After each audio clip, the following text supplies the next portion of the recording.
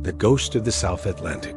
The tragedy of the SS Kapunda. The South Atlantic stretched endlessly beneath a black, moonless sky. The waves whispered in the dark, rolling and crashing against one another as if conspiring. Somewhere in that vast emptiness, a ship sliced through the water with steady resolve. It was the SS Kapunda, a sturdy British steamship carrying nearly 300 souls on a voyage from London to Fremantle, Australia. Dreams of new lives, letters to loved ones, and the clatter of everyday chatter filled her decks. No one noticed the subtle unease in the wind that night.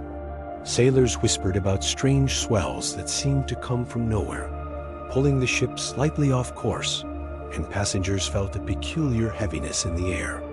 Something about the South Atlantic at night felt alive. Below deck, families huddled in their cabins, murmuring about home and future. A mother soothed her crying child, while her husband checked the map one last time. On the bridge, the captain's eyes were trained on the dark horizon. Experienced as he was, even he could not anticipate what was about to unfold. It was just after 3 in the morning when the first impact struck. A violent jolt shook the Kapunda from stem to stern, throwing passengers to the floor and sending a cacophony of screams into the night. The ship shuddered as if it had been torn in two. Somewhere amid the chaos, a metal pipe burst, hissing steam into the freezing air. What was that? A sailor shouted, stumbling across the deck, gripping the railing for balance. A collision! Another yelled, his voice barely audible over the roar of the sea. Through the pitch-black night, the Ada Melmoure, a smaller bark traveling north with a load of manganese ore, had collided with the Kapunda's bow. The impact tore open the hull, and water began rushing in with unstoppable force. The sound of metal shearing against metal was deafening, and the ship lurched violently to starboard. The passengers scrambled for their lives. Women clutched children, men grabbed onto anything solid, and the crew attempted desperately to lower lifeboats. But the waves were merciless, hurling the ship's fragile boats against the hull before they ever touched the water. One by one, the lifeboats were destroyed, leaving only chaos and fear.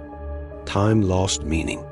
In less than 10 minutes, the Kapunda had slipped beneath the waves, vanishing into the merciless darkness. Above the surface, the Ada Melmoure floated amidst a sea of wreckage, debris, and bodies drifting like lanterns in the black water. A young emigrant, Thomas Whitaker, clung to a wooden crate. His hands were raw from the cold and from the frantic grasping.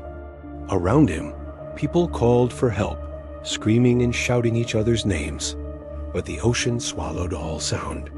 Only the water answered, dragging screams under in icy silence.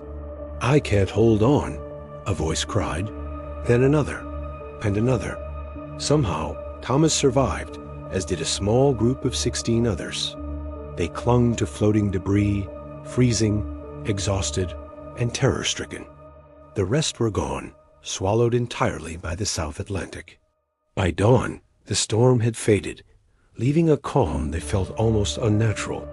The survivors, shivering and near death, were rescued by passing ships, but most of those aboard the Kapunda were never found.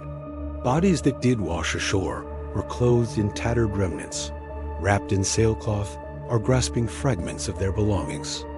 Letters, toys, trinkets, echoes of lives abruptly ended. Families received telegrams of death, communities mourned, and the Kapunda became a name whispered in grief. Yet beneath the waves, the largest part of the tragedy remained hidden. The ship lay broken, a skeleton of steel and timber, resting quietly on the ocean floor.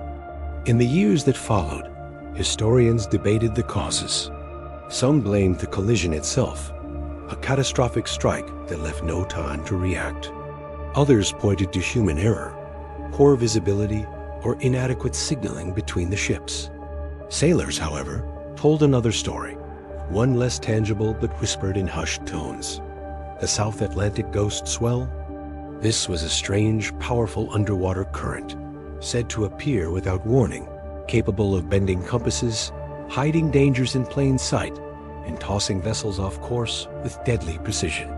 Science never confirmed it, but it made sense to those who had lived and died by the sea. It explained, at least in part, why the Kapunda had been so quickly claimed by the Atlantic's merciless grip. The tragedy of the Kapunda left lasting changes. Maritime regulations tightened, collision avoidance rules became stricter, and emigrant ships received better safety protocols. Lifeboat drills were mandated, and communication tools improved. In an eerie way, the disaster paved the way for safer seas, even as the lost souls of the Kapunda remained beneath the waves. Yet some stories were harder to explain. Fishermen years later reported a ghostly ship drifting silently across the South Atlantic, a vessel with a gleaming iron hull, sails eerily still, cutting through fog without a sound. Compasses spun, strange mists followed, and those who saw it claimed a chill that ran deeper than cold water.